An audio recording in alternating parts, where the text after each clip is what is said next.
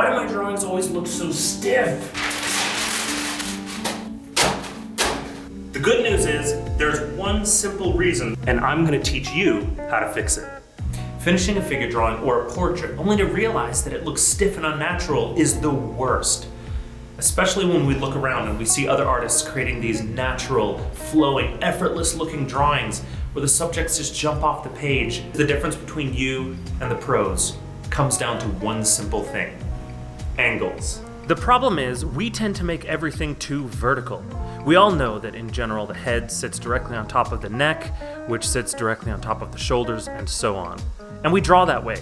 So when we take a dynamic photo like this, we tend to draw too vertically. We miss the angles, and consequently our drawings look static. They look stiff. They look terrible. So here's what we're gonna do about it. You're gonna take your drawing utensil and you're gonna hold it out like this. You've seen artists doing this before. When artists hold out their pencil like this, they're doing two things. The first thing they're doing is they're finding distance. I have an entire other video on that. Click the link if you wanna check that out. The second thing they're doing is they're finding angles. This is an absolutely essential technique and I use it every time I draw. So let's check it out. Take your pencil and hold it up like this. You do this in order to find the actual angles of the pose. Look at how dynamic these lines are. Now, if I let my left brain just assume what the angles are, I will draw way too vertically. But I'm not going to do that. I'm going to find the angles, and I'm going to copy the angles that I observe onto my paper. That's how to do it.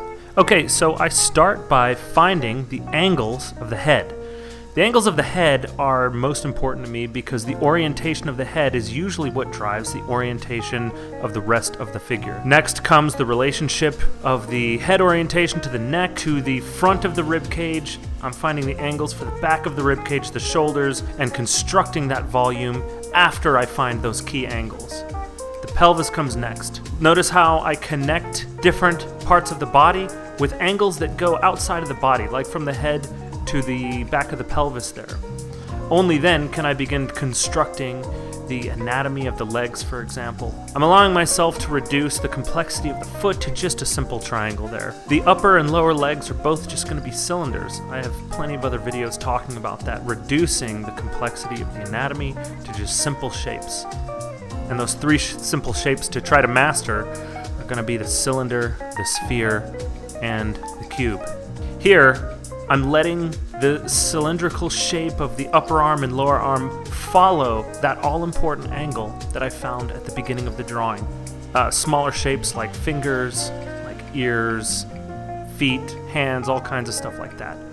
Way less important than those original, all-important angles. The energy of the pose is either found or lost in the very first few lines. And for that matter, I encourage people to practice these by doing lots and lots of 1 and 2 minute drawings. In those short form drawings, you get to explore trying to find the most important angles in the body without getting bogged down into the details.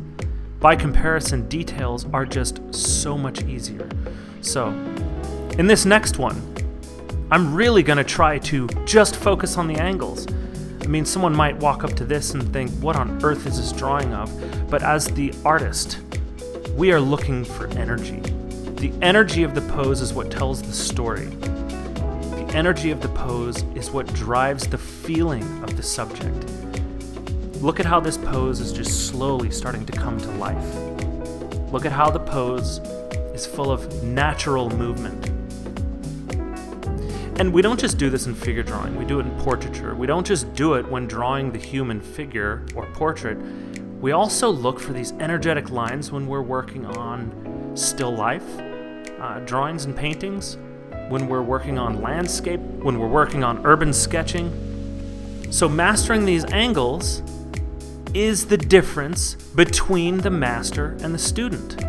And so if you want to take your drawing to the next level, if you want to start being able to escape the trap of creating stiff, dead-looking drawings, then slow down, move to the short-form drawings, and practice on getting those all-important angles, and it'll all start to come together. Remember, when you're drawing, capturing angles correctly is the #1 most important skill you can perfect.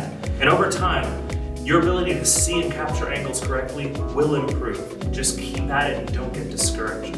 So if you want to find out more about the measuring technique, finding distance, click this link right here. If you want to see more examples of my figure drawing, try this link right there.